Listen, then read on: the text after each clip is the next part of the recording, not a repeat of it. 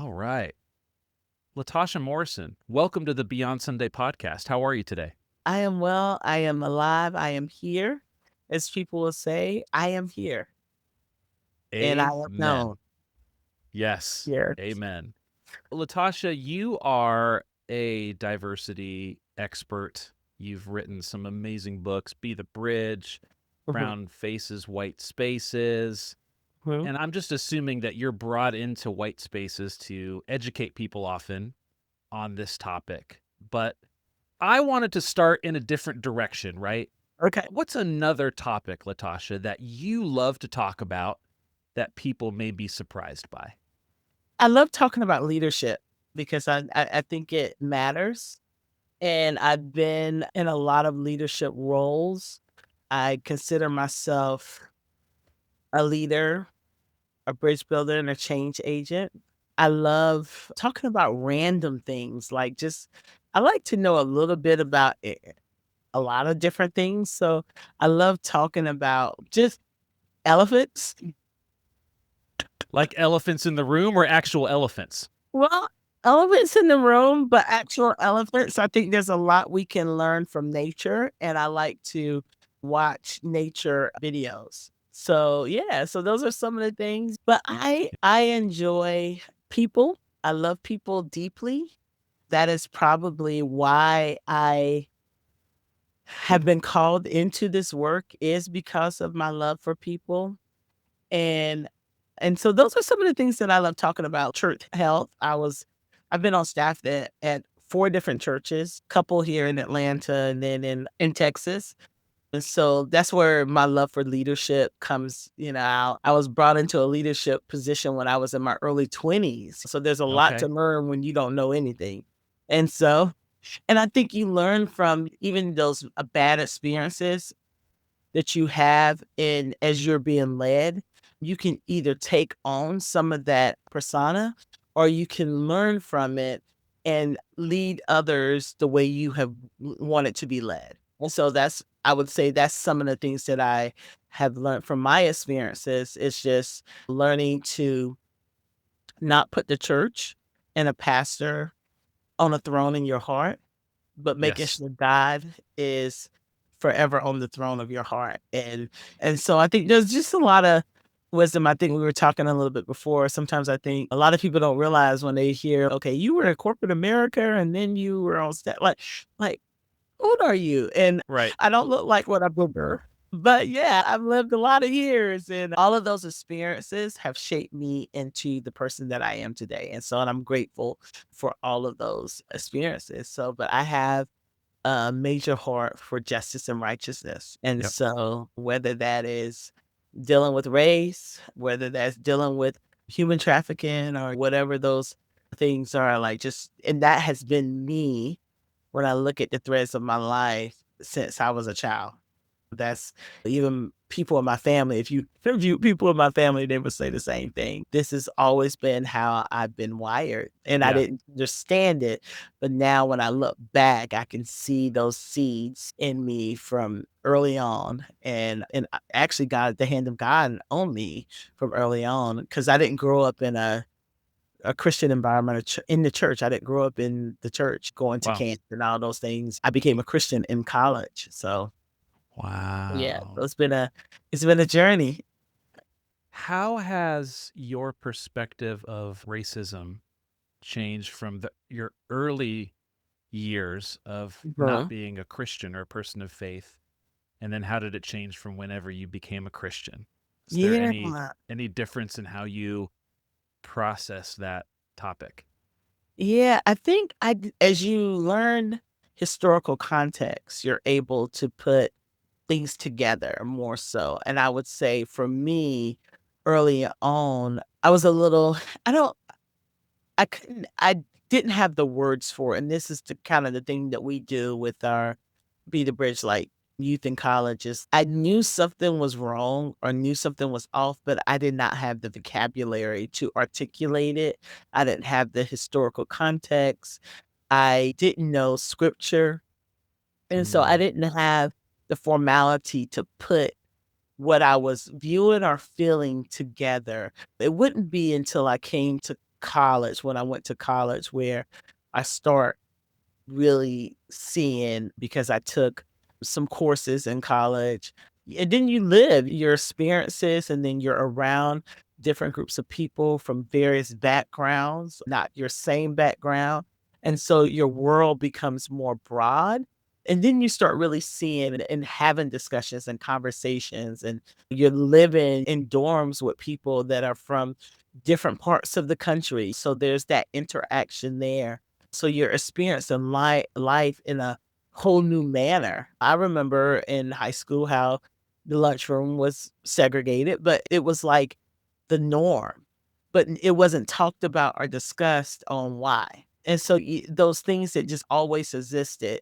And then when you start getting the context for why those things are, but I remember being in band, and our band was very diverse. My childhood experience was so different because I had Black teachers and white teachers and Latino teachers. Like, I grew up in a military town. So my environment, my neighborhood, even my school was more diverse than what a lot of people had experienced. And I am so grateful for that experience. Yep. I'm so grateful. It gives me context. It gives me a point of reference.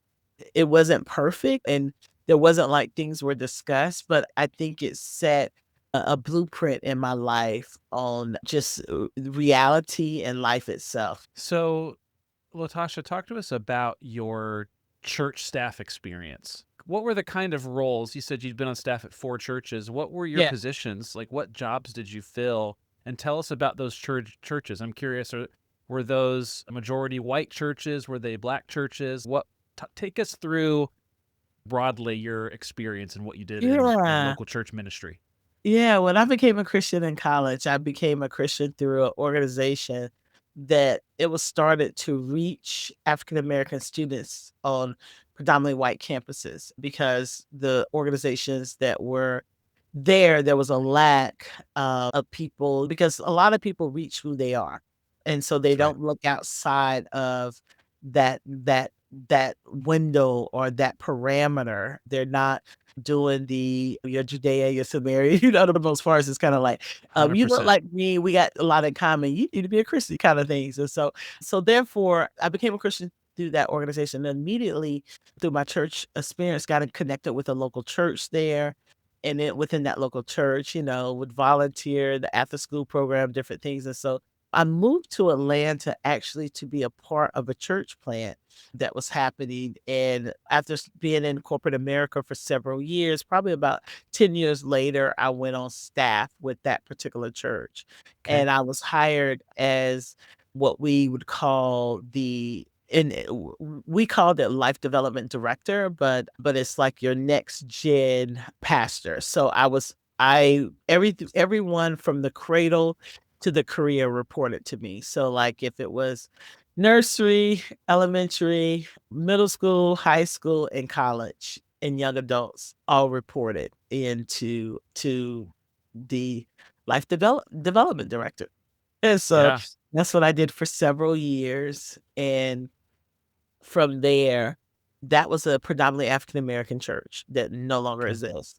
And then from there, I saw that church grow from 69 people to over 6,000 Wow. Are people. you serious? My membership number was 124, so I was there from the beginning. It was crazy, Wow. and I Amazing. remember that, yeah. So, when you're in a church plant like that, you work different positions, you see the growth, you see the building purchases, all those different things that you see. I think for me, it was a growth time. It was a Yeah. growth time, but it was a time where being young and very influential and having just naive and not having really any true theological training, you can sometimes it could be a lot of unhealthy environments and within that framework. And I think for me, your church and your pastor and those around you can put them on pedestals that they Yes. haven't earned the right to be on. Only God has that right. And so I think that was a learning experience. That was an African American church. And then from there, I felt God was calling me into other spaces. And so the churches after that point were predominantly white churches that I was in that environment. And that was a new experience for me because being in the first environment, there was this true authenticity to reach the community. So being mindful of jokes that you tell, being very inclusive of music, and it doesn't, although this is a predominantly African American church, it doesn't have to be a Black church in that sense, where it's like we are a kingdom church, Right. we didn't go just to Black led conferences. There was a mixture of conferences that we attended. There was just like, there was this real initiative to be more inclusive. And then when I stepped outside of that framework, I thought everyone's thought like that. But when I was the only person, and for the next church, I was actually really part time. Okay. As I went back to school, and I was the only person of color on staff there, and it was another startup church. I was like, "Oof, not another startup church, but another startup Never church." again. Yes, that has grown, like, amazingly. This church is really big here in the metropolitan area now, but I was there from the beginning stages when they were meeting it in schools, and I was over used like, first time in impressions, guess what you call guest relations type thing, and Yep. Yep. guest experiences, and did a lot of work with the pastor personally, and it was just it was funny because I remember, they were like, I remember hearing the pastor, like, the pastor really didn't like people. He wasn't a people person. And God was like, a wit professional It's like, why are you a pastor, right? I feel like look like, those things kind of don't you go really together. like people? Don't you really have a heart for people? And that was just, it was just some things that you're like, wow. But fast forward, you're like, oh my God, if I had known the things that I know now, then, and after that experience, I was like, I don't think I need to work in another church. I'm just going to work in this nonprofit space. And I went back to school for business. I was like, I'm leaving that all behind. And Yeah. lo and behold, I ended up in Texas, Austin, Texas, in another church. And this was I think it was EFCA church, so EV free Yep. church.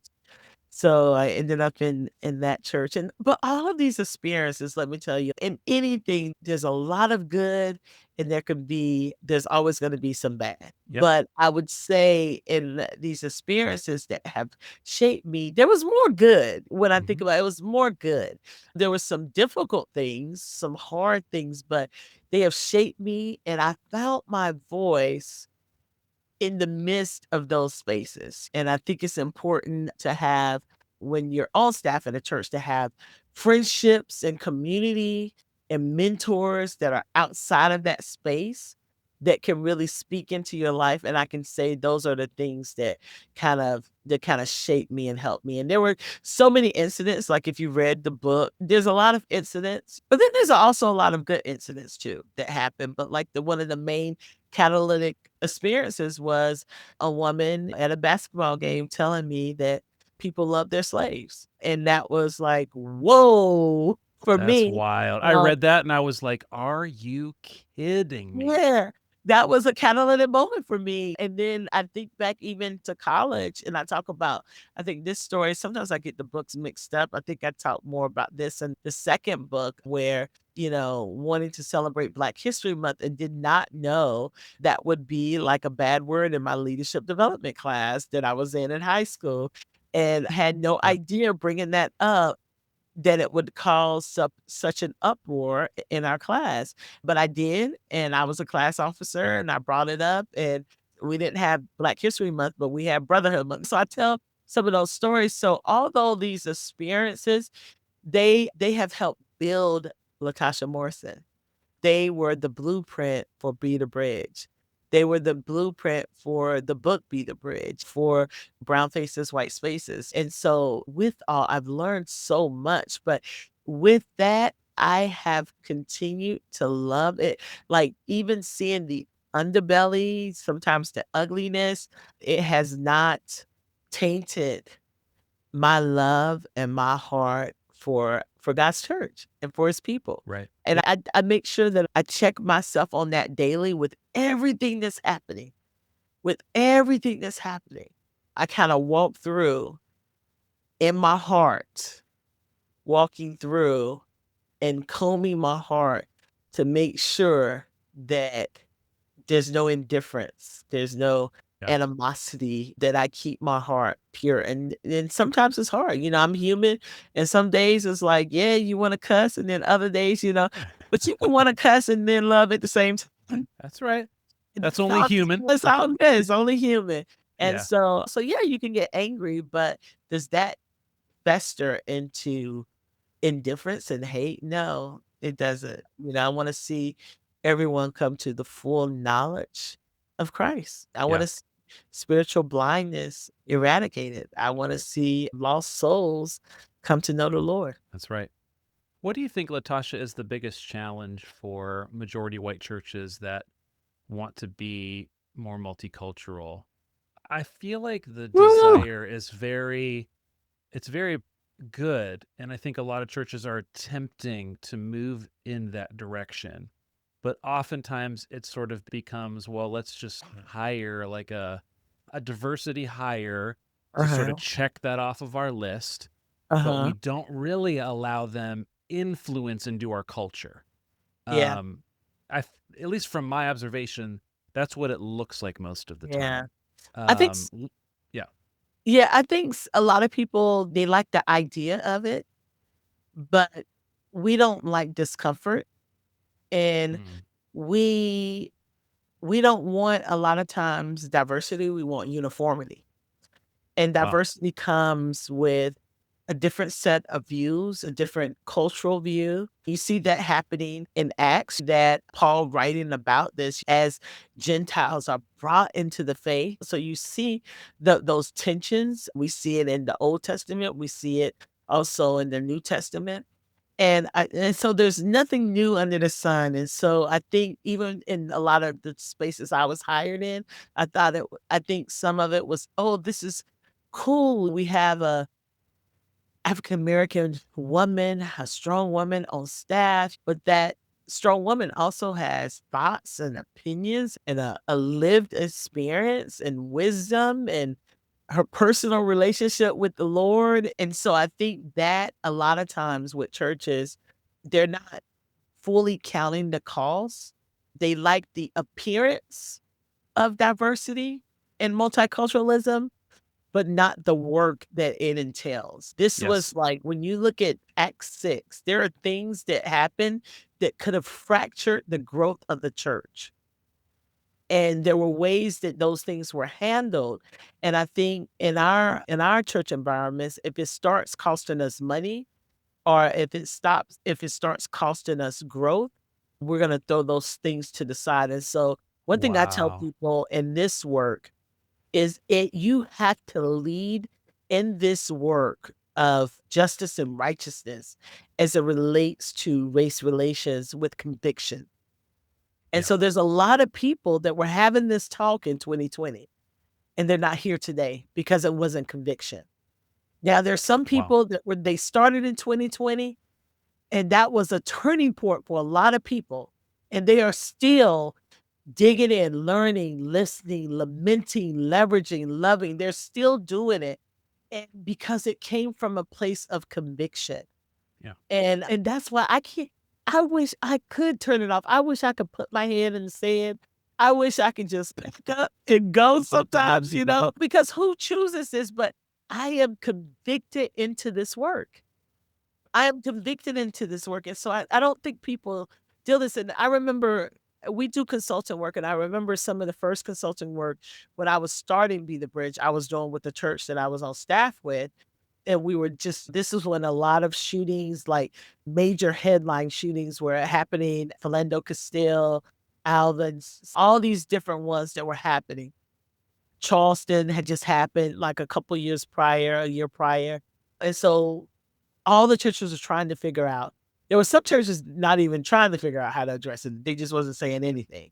They thought it was just too divisive. And so to me, that's a church that you're not trying to reach people, because there are people with different lives experiences that those things that were happening were impacting. But if you're choosing That's not right. to address it, you're not choosing to welcome those people. And so, but the churches who were choosing to try to address it, just you have to sometimes bring in consultants. You have to, it's not just something that a group of white people around the table can decide on what to say. And what I saw what is that table wasn't diverse enough. So people were making decisions to have conversations and say things a certain way, and they weren't. And I remember even being, invited into the space to give opinion or to give consultation, but it's something that is this is a lifestyle that we're building. This is not just a movement. This is not a trend. This is not something that we're doing for now because it's in the headlines. This has to be a commitment.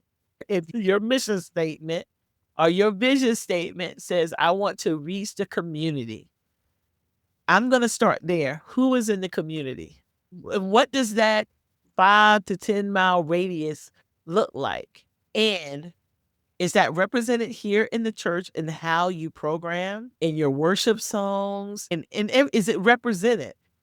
If it's not, you have to really go back and say, do we really want to reach this community? Or we're just here because it's cool and the building prices are cheaper? Wow. And we're just waiting for it to Yeah. be more gentrified. Yeah. Yeah.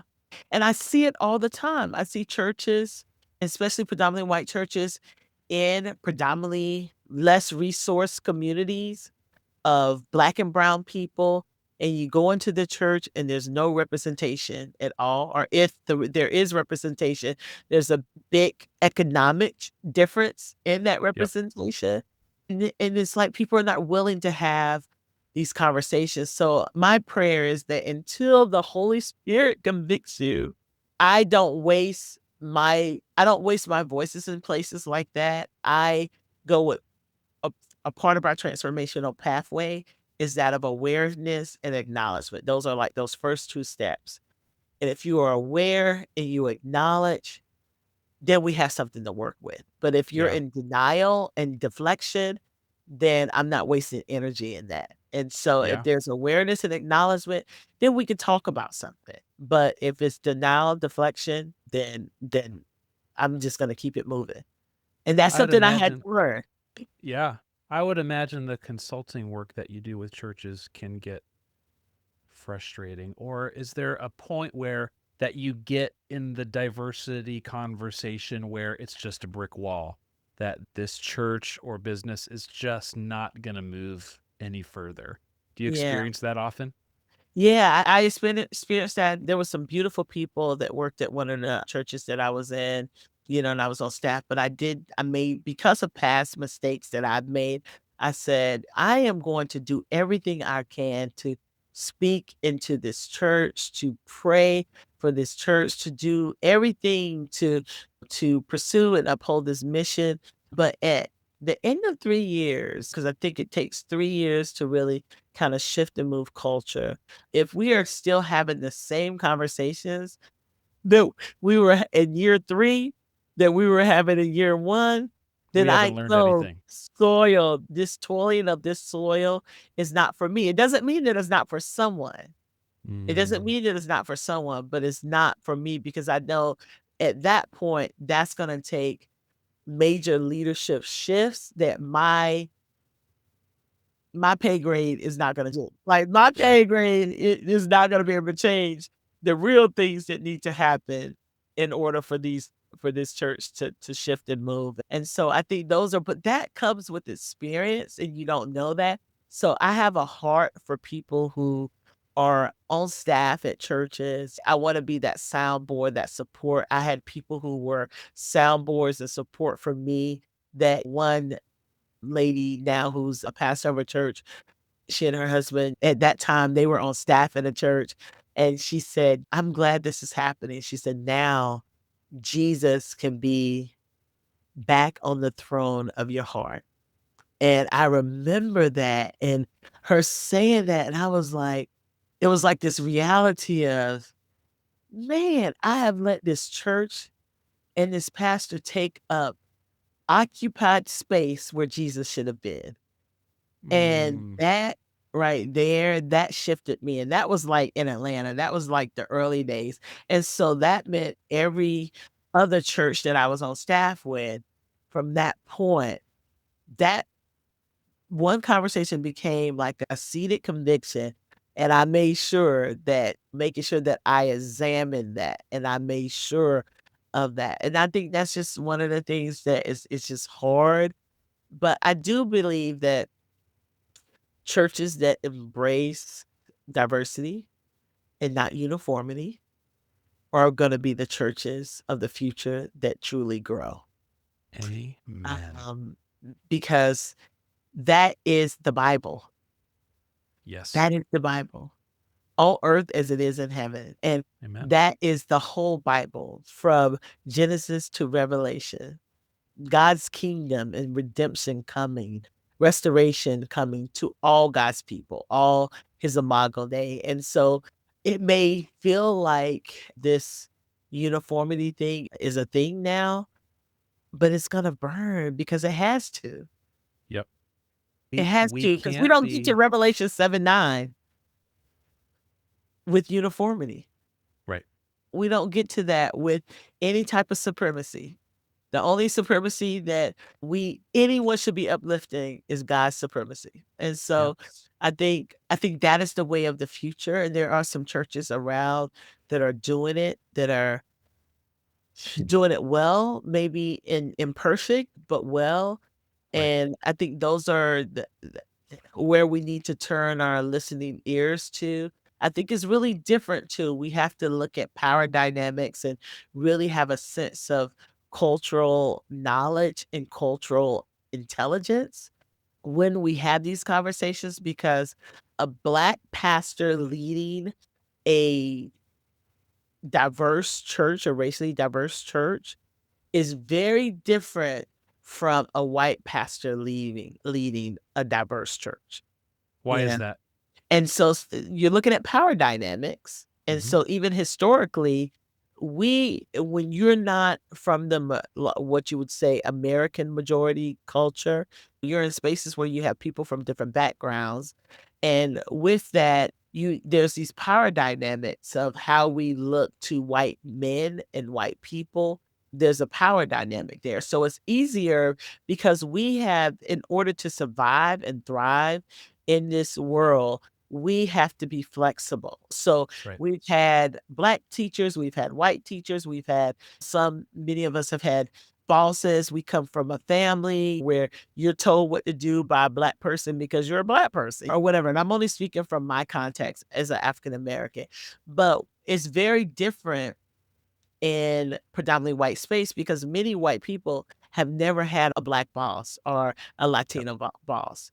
You've never, because you can live your whole life in a white environment from the time you're in elementary school to college That's until right. you go into the workforce.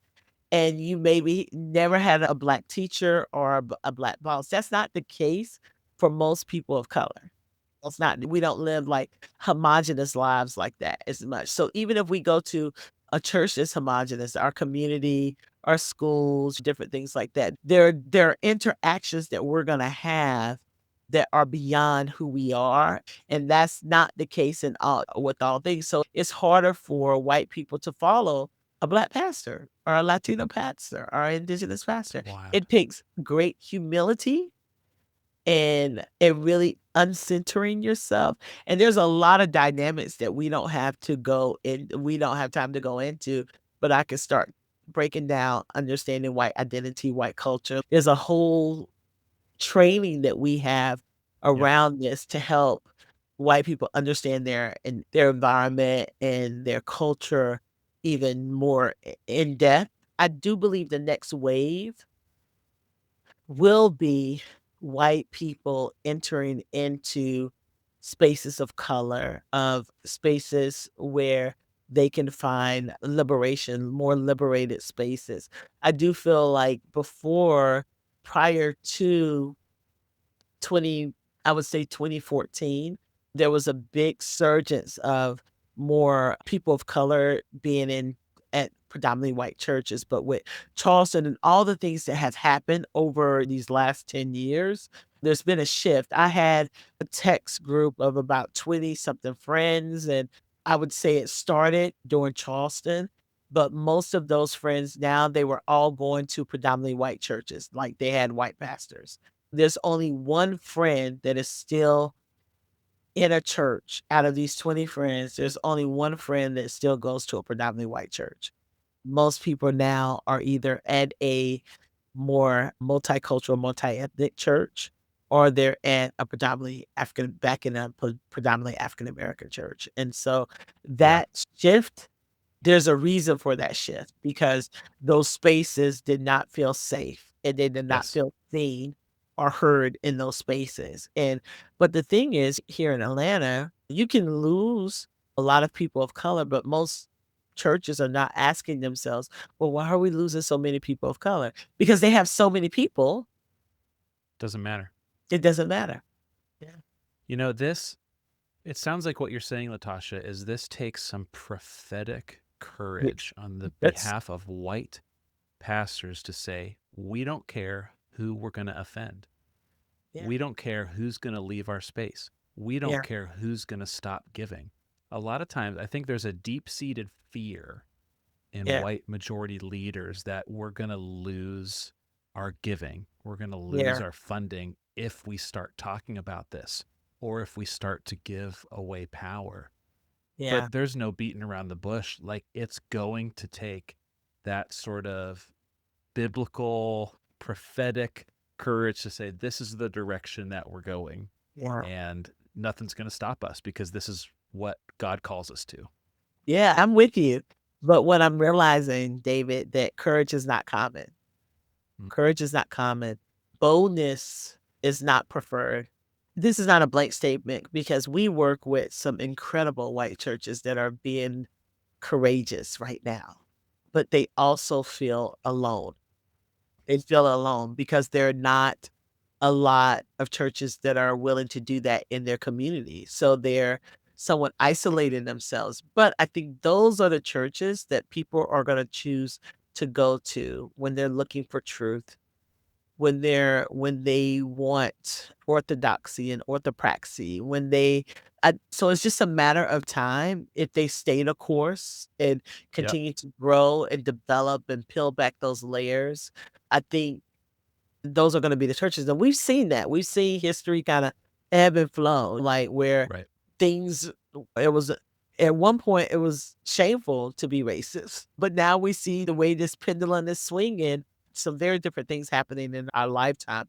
But Yeah. you're right, it takes courage, and what I'm seeing now is I see people bending the knee and being compromised and reinterpreting scripture, and I hear people writing books like Christians that are writing books that the empathy is toxic and Toxic you know, empathy. Yep. well, just all kind compassion is weakness and all of this stuff that is so skewed and against the words of the gospel. What was James like preaching us to That's us? what's so What that's what's so maddening about this is this yeah, conversation that we're having, Latasha. yeah, I see it as a very biblical, Jesus centered conversation, yes, but it yeah, has been labeled as leftist, yeah, divisive, yeah, DEI. Like, yeah. it shuts off the conversation immediately. And that It's a deflection. indoctrination is everywhere. It's denial and deflection, and those are the same things that were done historically in our history. And there's a book, my friend Malcolm Fawley just wrote it. It's called The Anti-Greed Gospel, and talking about greed at the center when we start looking at any isms, like greed is at the center of this. And so when you are more afraid of losing financial means for your church, first of all, that's faithlessness. They're rather doing they're teaching the truth and standing on truth and principle. You're not trusting God enough to make up the difference. Or maybe if Right. you did lose everything, like what I'm gonna lose everything. Come Where on. to? be a part of the depravity that's happening Yes. now. But that shows you what are on the hearts of people and what is centered in their hearts. Remember what I was saying? Is Jesus really on the throne of your heart? Or is it your finances? Or is it, Power. your power, your reputation, all of those things? And I think you have to like kind of die to those things. And pastors that are willing to deal with it at cost. A lot of theology in the white church around suffering and lament. There's just not a deep understanding. And in Black church tradition, I would even say this, I can't speak to this, but we used in some Latin churches, I would say there is this expression or understanding of suffering and Yep. lament because of history. And we don't have that in Western culture in general. There's not wording around that. There's no theology around that, and I think that's something that we really need to lean into, and that's what we do. And I do that in the Be the Bridge book.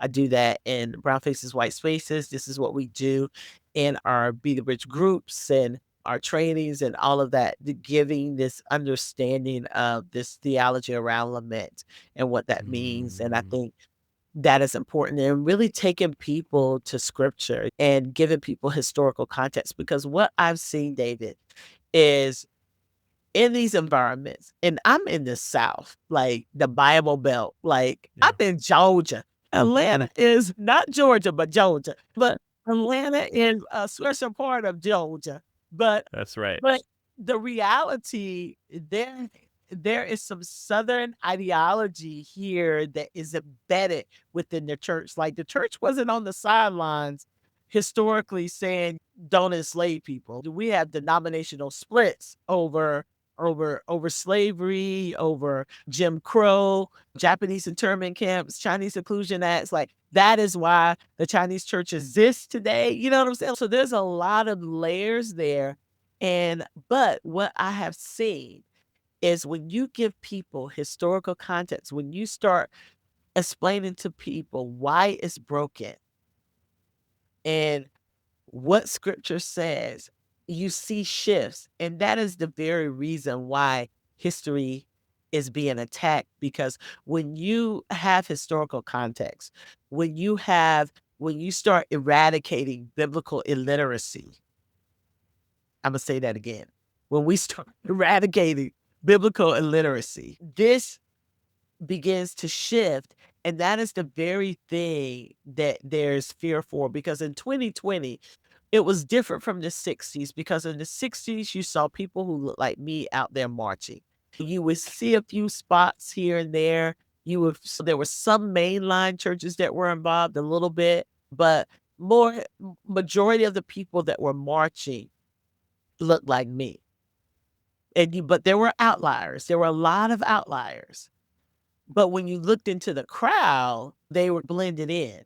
But now in 2020, when we looked into the crowd, it was just beautiful, diverse, culturally diverse, racially diverse, denominationally diverse, voice that was coming together. And that was the fear, because the unity of the other impedes the power of those who are misusing power. Because power is not a bad thing. It's the misuse of that power that's a bad thing. And Yeah. the collective unity of the diverse church in 2020 was beginning to be a witness to those who did not have faith at all, those Yeah. who were far from Christ. Seeing this collective, unified voice coming together, the beginning stages of it, some people I know who are in justice spaces that are the most pessimistic were beginning to have hope. Wow. And from the fringes of Christianity comes, in the midst of that powerful moment, that we were having in our country after so many decades and decades of just kind of 2 steps forward, 5 steps back, 2 steps forward, this whole back and forth. Right. The thing that snuffed the life out of that was the CRT stuff, which was make believe. Nobody was teaching it, but it became a boogeyman, and it was started within the walls of the church. And then from there, it became woke, and now it's DEI. And when we really interrogate any of this, when we really have the context for all of this, the opposite of diversity is uniformity.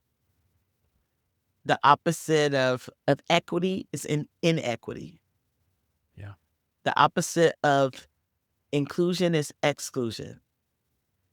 Now show me that in the Bible. Show me uniformity, inequity, and exclusion. And they were on the right side of history. They were on the right side of kingdom values. Just Yeah. none of it makes sense. But that Right. goes back to spiritual darkness and spiritual blindness. So Some of this, Latasha, like even conversations I'm having just with white people on my platform, a lot of them like to say, you know, God doesn't see color. You know, this whole conversation is disunity. And I've said to some of them, okay, I want you to put yourself in, remove yourself from your privilege and your whiteness and put right. yourself in the shoes of a black person in America. Would you say that if the roles were reversed? They would not. You know, Makes it's no sense. God created color. Just I want them to look at themselves in the mirror and think that, but that is a part of white identity and white culture. Those are the things that I don't have time to go deep with, but we have an amazing foundations class online at the Be the Bridge Academy that can teach you all the things. But it's just because to ignore someone's cultural heritage or something is to ignore actually the systems that they've been oppressed by. And when yes. we look, like there's certain relationships we know that may not follow us into eternity, but we do know nations and tribes, which means ethnicity.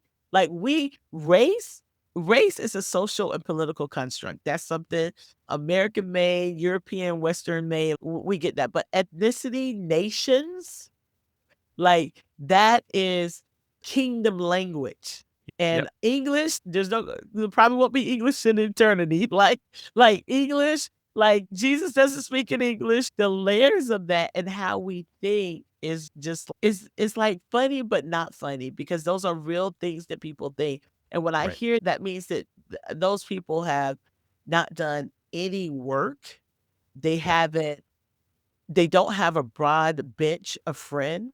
They may Yeah. have one friend that may be identifying or agreeing with everything that they're saying. They're indoctrinated. Yeah, yeah, exactly. And so, but have them spend some time with some people of color, like a group, see what that looks like. Because even like there is a culture and ethnicity that white people come from also. And so it is important to find out what that is, but to become American, most people, their cultural heritage, their language, their even how they spell their names were adjusted to fit into what they call this American dream that was based on white supremacy. So the Irish became white, the Italians became white. If you were from Croatia, you became white. Like there's so all these things. And but the thing is, black people, we can't become white. You know what I'm saying? Like, but it's not happening.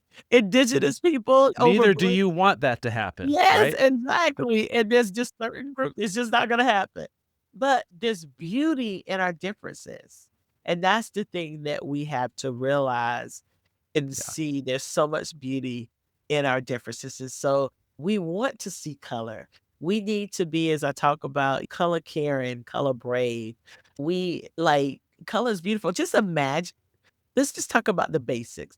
Just imagine going on safari and all you're seeing is just white zebra. That's it. Just white zebra, Mm, like nothing else. No not giraffes, like, not that exciting. you know, But no lions. Just imagine how boring that safari would be. Think about the birds and the different species and the ocean. Those are the things we love. Like we can name so many different types of sharks. Like it's not you. We don't even just have an alligator. There's a crocodile. You know what I'm saying? There's so many different things. The flowers. So this is all God's creation. There's not one nation or tribe that can make up the totality of who God is.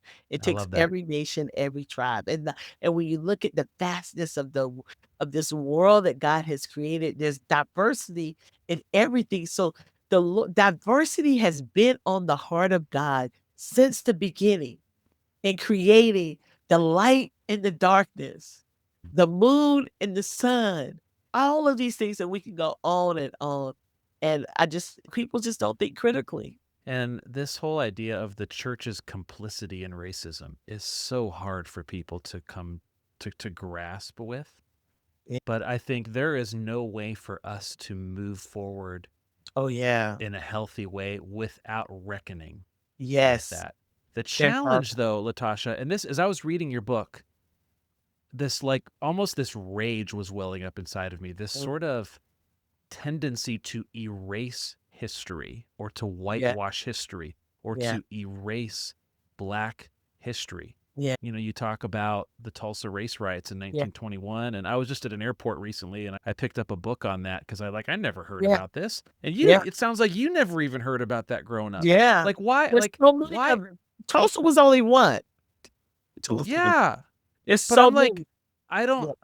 This is what is yeah. puzzling to me. But if we It, tied it, we would be a different country. yes, We would be a better country, and we don't more realize compassionate. on the other side, there's restoration. On the other side, there's redemption. Reconciliation is about the flourishing of all people. But the thing is, we don't want all people to flourish. And that's the question we have to reckon with. Like, why don't we want all people to flourish? What a question. That's amazing. I don't know Yeah. if I don't know if we have a good answer to that. I want everybody to flourish. I'm Yeah. like, oh my Yeah. gosh, like it's But just so because when getting to putting that question up here and answering that question, you start revealing the things that are in your heart. yeah, And that's what we wanna do is to strip it away. And so maybe things that are happening now, maybe the things that are happening now is for God to show us the ugliness on the inside of our hearts so that it can be redeemed. It's exposure that's happening right now because it's exposing some ugliness. It's exposing this lack of biblical integrity. It's exposing so much. It's like it's pruning. It's pruning. And yes, that's where my hope lies in. That when I say that God is in control, that means that God still has control over the chaos and mess. He didn't create it, but it's in control. yeah, And his plans are greater than ours. His ways are not our ways, and we don't completely understand. But with every breath in my body, listen, I will be speaking the truth until I have no breath left in my body. come I on, am going to speak the truth and I'm going to stand on integrity and I'm going to represent Christ in everything I do. And I say I'm not perfect and I'm not going to yeah, always say it perfect, but the love I have for God and his word will also be walked out in my orthopraxy. It's not going to be two different things. And so I'm here and I'm going to stand bold and courageous in the face of adversity. And we look back at history and we're like, why did they let enslavement go on for 400 years? And this is supposed to be what they call a so-called Christian nation. How in the world did that happen for 400 years? We're seeing exactly how it happened because it will cost you if you speak yeah. out. And the It fact will that our schools have not taught an accurate representation of exactly. historical fact is unbelievable to me. But it's the system that the schools are in, because it also depends on what city or state you're in and what's the history of that city or state. So Mhm. if you are in a lot of former slave states, there's a certain way history is taught. If you live in Texas, you're not even taught the truth about the Civil War in a lot of southern states or what it was about. It was about states' rights, but states' rights to do what? What did the state want to do? What did the states Yeah. and and have you even download it's like public free information, and we do this in our training. We have printed out the secession papers for various states that seceded. And when you print out it and we read it aloud in groups, we divide people up into groups. What what the states tell you why they're leaving the union. They tell you. So why are Yeah. we even arguing about states' It's in rights? writing. Yes, and so you have to understand this is why when we start talking about states' rights, why especially people of color, I'm gonna especially African Americans, we're like, we know what the states done did and what the states wanted to do.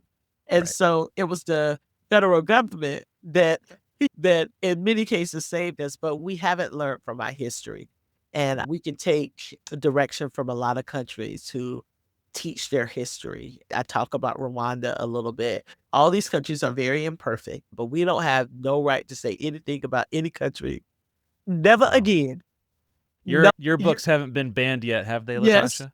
Oh, you know what? I think there are a few, like, Christian schools that have banned it, but I'm just considering it a badge right about now because I know I wrote that book from a place of truth and grace and love, and I know it is biblically sound. People try to nitpick and all these different things, but yeah, so right now to have a banned book is like a badge of honor in a sense because, like, we look at that historically, because the pendulum will swing again. The Yeah. pendulum will swing again, but I wanna make sure that I wanna be on the right side of history, and Yeah. historically, to look at this, look at, like, when we look back at history, people of color in this country, and there are some white outliers that people can be, my we have been on the right side of history, and history has proven that, but I think this is a big last uproar, like, Yeah. these some of these older baby boomers just don't wanna let it die, they wanna still hold on to that power and control and those ideologies. And this Gen Beta and Gen Alpha, Gen Z, all those groups are like, we not having it. You're not We see having the BS. it. And so I'm gonna do my part. And that's all we Yeah. can do is do our part, use Yes. our voice, use our platform, and Yep. it will be costly. It's costing us as an organization. I used to have so many invites and stuff that you didn't have the space for. Now you have a lot of space. So Right. and it's like you laugh to keep from crying, but it's just the reality. But it's also keeping God in the center and trusting God. What you're doing is so courageous, Latasha, because Thank you. there's other things that you could do that would probably be more lucrative or more successful if you had a different message. But the Right. message that you're Why standing can't I talk for about is, joy? well, some people say that's another way I feel like we kind of whitewash issues is like, hey, let's all just get along and be happy. Oh, Okay, mm, I understand that to a certain extent, but that doesn't do away with systemic yeah, oppression. exactly. I feel like I get the hard all the hard topics. Um, you know, Someone's got to do it. Someone's got to do yeah. it. Latasha, I wonder if you have any, and I'm going to let you go here in a second, but any insight into the worship industry or church music space as it industry or church music space? Like, in what ways has that community? I'm sure you've heard some stories. Yeah, And this is a lot of my listeners are worship leaders and executives and people in the music yeah. industry. What have you heard? What have you noticed about that world? Yeah, that is changing. I was a couple years ago, a friend of mine, she was doing this big event, and she had a video up, and it was showing different churches all over the world, and but in the one representation of the Black church was, like, Africa, and then also, like, it was more of a Pentecostal church environment that they showed on the video. And I had to tell her later that fed into stereotypes that the Black church is not a monolith. And just like the expressions of the white church was very different, so is the Black church. So, like, for us to only be portrayed as a church that's shouting, and there's nothing wrong with that. There's nothing wrong with that either, but that one expression leads into stereotypes because a lot Yeah. of times people will look at biblical orthodoxy, or you're emotion-driven church, or you're not exegetically sound, or different Yeah. things like that. Biblically based. Yes, and so I think you just being mindful, but those are things that you have to have people around the table to be able to speak into those things. So where you could show this wide range of expression.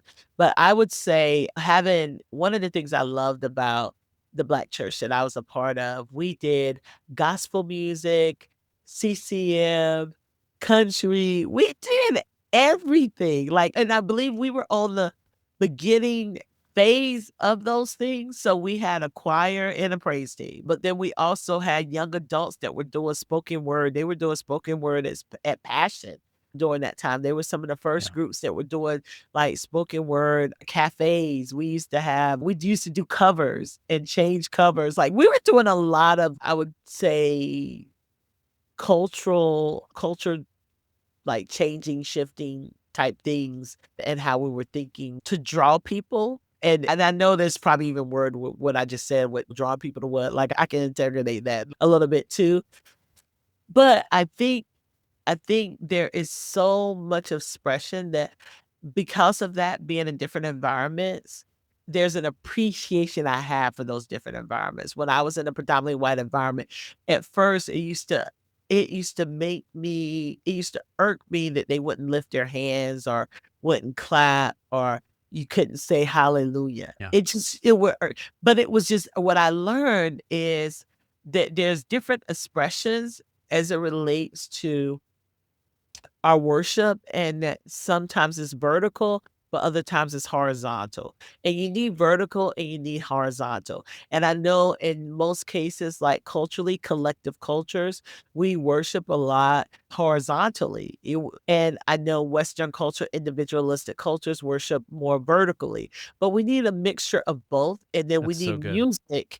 We need music that creates that, does that also, where it's not. I went to this conference one time, and man, oh my God, like, I at like, halfway through, like, by the second day, I was like, "I don't even wanna be in that worship because it is making me depressed."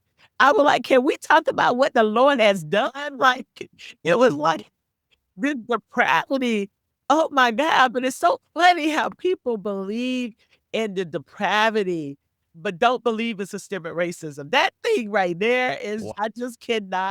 I cannot reconcile that. Like, we can believe in the depravity, but we don't believe in systemic racism. And so, but anyway, I was just in that environment, and it was just it was not my worship language, and so I can appreciate it, but what I needed at that time was, like, I need to step away, and then I was able to come back in. But I'm learning to appreciate different types of, worship experiences. Even when we talk about indigenous work, this is not just I don't wanna just create no black, white binary, but even when you hear, like, indigenous worship experiences, it's powerful when you hear people praying and singing and preaching in a different language. You may not understand what they're saying, but sometimes your spirit can bear witness. And I think that's important to be inclusive as it relates to that. What's hard for me to grasp sometimes, Latasha, is Uh-huh. the influence of black music and the black church on the white church Oh, yeah. is massive, right? So even Yeah. you look at Elevation, or you look at a lot of churches Oh, across yes. America today Yeah. where it's white pastors, but it feels like the black church, Yeah. right? And there's a stereotype there where it's like because these practices are happening in a white space, it's sanctified or it's safe Yeah. or it's okay. Yes. Whereas if it's done in a black context, it's seen as like theologically off or Yeah. unbiblical. Is that accurate? That's at least how I see it. Yeah, but that's how racism works. That's how the system was designed. That's racism. Yeah, that's what it is. And that's what it is. And where, okay, it's theology. But if a black person is a theologian, it's black theology. Sometimes we just like right now, we just gotta call a spade. And because you're saying that it's less than because it's done by the black church. Right. Period. Let's say the quiet things out loud. I'm just thinking about some of the things that are happening now. If it had a black face on it, it would be all out anarchy. You know what 100%. I'm saying? Just imagine if gifts were accepted by a president of color. Just imagine this old saying that our grandparents would say is, baby, they'll make you think that white is right. And you have to know that it doesn't equate to that, that we all are going to give an account. We all are going to give an account and that we all are created in the imago Dei. So we Yeah. understand that, but we've seen that. We saw, if you've ever been to the music, I talk about this in the second book, but to the music museum in Nashville, the Black History Museum in Nashville, but it even talks about the sounds that were stolen from Black artists, even by Elvis Presley. Oh, I just said a cuss word right there, right now. But I'm just saying, That's so true. Otis many. Blackwell. Otis was the Yes. biggest influence on Elvis Yeah, the Presley. guitarist, you think about I can't even think of her name right now, but just her sound that's been stolen. But the Yeah. thing is, it's not that, but it's like we can borrow from each other. We can be inspired because it inspired generations. Like it inspired people. But when it becomes like tacky and dishonest is when you take it and you erase the people that created it. You Come try to on. erase the people that it's one thing to say, "Hey, I got this style from such and this shimmy from such and such, or this dance from this person because it inspired me to be better, to broaden myself, and I was inspired by that." But God forbid if you're inspired by the Black community. You know what I'm saying? You don't wanna admit that, or if you're inspired by the indigenous community, I see that a lot in when we start talking about some of the practices in therapy are really a lot of indigenous practices, but making sure you give credit back and not appropriating those things, and I think that's Yeah. what we have to realize. I was in Africa was like, "Oh my goodness." But the guy, he was on the guitar. I'm thinking like I'm about to hear some innovative African music for worship. And the guy was on the guitar talking about Good Father, singing it just like it Just like Chris Tomlin. Oh no. what and we have lost our way, Lost but our it's not minds. but the thing is, it's nothing wrong with that, but, like, when you think but what the messages that we send to the world is, "This is right, and your way is wrong," and that's what Yeah. historically, when you understand what missionaries did as it relates to culture and everything that wasn't white and European was considered pagan, and Yep. even to, like, when people were baptized, they were given new names, well, names that Europeans could pronounce, and it was called like, "This is your Christian name." No, this is your white European name, and I had to 100%. correct that. When I went to Rwanda, I had to talk she introduced me her and told me her name, but this is what people call me, Diane, this is my Christian name. And I'm like, "No, baby, that's not your Christian name." I said, "What That's does your so name mean? sad. What does your name mean in your language in Kenya, Rwanda?" She said, "Blessed of God." That is your Christian name. What you were Amen. given was a European name, but I'm just saying, like, when you know that historical context, like, you have to undo there's so much wrong we've done across the globe, just undoing that stuff, so I think we have to think about that as it relates to worship and worship experience, that we're not elevating something because it's done by white people and de-escalating or devaluing something that were done by people of color, but the beauty of what Maverick City and different other groups like Him, different ones that they're bringing this cultural diversity together, and there's Yeah. beauty in that. So imagine the things that can be created when we come together in our various cultural identities and languages and experiences and dances and worship styles and all of that and what can be created. So I think that's going to be the new way. And we've seen that, especially in our community. Pay attention. We take our sorrow and we turn it into blues. The expression of that. We take our pain and the injustice and we turn it into rap music and hip hop. You I know? saw there was a pretty popular white Christian artist who posted something on social media a couple weeks ago, and Uh-huh. he basically just goes out into the city and sings for people. And he was singing on the street. In his caption, he said, "This man was singing the blues, but now he's singing for Jesus." And I just had to comment and be like, you know what? There is a beauty and a necessary ache to the blues. Even that little comment just was packed with racism, whether Yeah, like, he knew it or not. I brought God to this space when God was burning Exactly. people. Oh my gosh. Yeah. What you just said about the theft of music, Latasha, is the recent podcast interview I did was with David Gate. He's a white Oh, guy. It was just two white guys talking about the movie Sinners. I don't know if oh, you've seen yeah. the movie, Yeah, yeah, I but just saw it. So I was so afraid to see it because yeah, I don't like scary movies, horror movies, I don't like it, but I wanted to see it because I it's know intense. that it's a moment in culture and I wanted to see it, but what I did is I don't know if you saw the picture of me, but I just put it in my stories, but I had a picture I had my glasses on, and I put a paper towel over my glasses, so when it would get scary, I had a picture of my cousin took a picture of it because and then people were saying, "But what about the music? Did you plug your ears?" Yes, I was sitting there. It's intense. And There's a my fence. David wrote an article right after he saw the movie about how white charismatic worship has stolen from the black church, and Yes. it's a pretty scathing, Wow. challenging writing. And so we talked Uh-huh. about it, and the backlash from white people has been like, it's so funny. So it's Yeah. almost like the response has been like black revival, Yeah. white outrage, or just white silence. Yeah. And I think that's telling for us to see, wow, that a conversation like this is putting oxygen in the lungs of Yeah. black culture because they Yeah. know something that we have not put effort forward to listen to or Yeah. to understand. Yeah. And so Look how many anyway, churches are gonna come. There's so many churches that were birthed, bridge building churches that were birthed from 2020.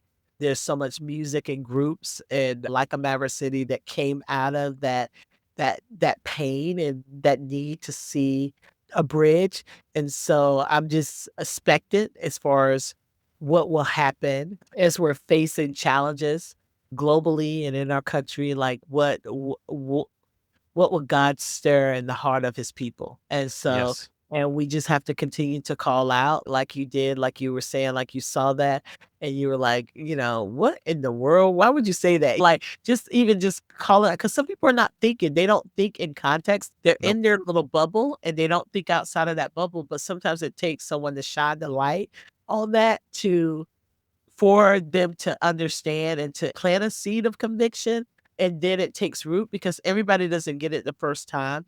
And the thing is, I may not be able to reach everyone. I'm not trying to reach everyone, but I do believe that if every like with us doing our parts, that people will see and hear, but I do know that it's never going to be a majority.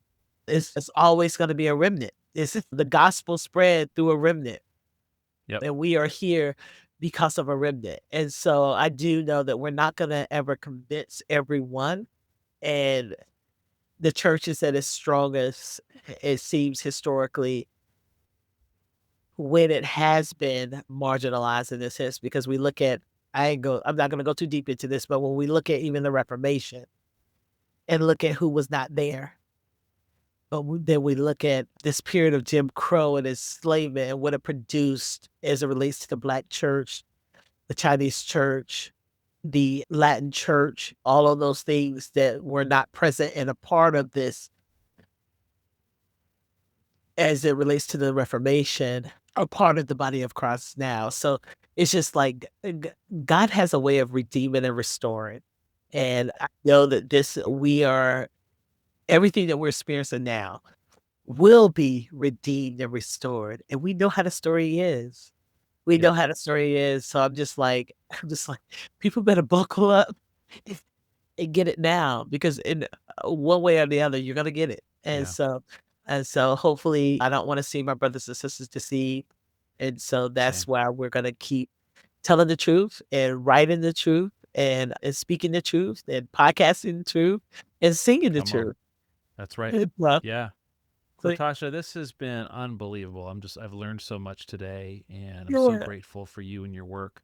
For any of our listeners that want to connect with Be the Bridge, tell us what's the best way to get more information about what you do.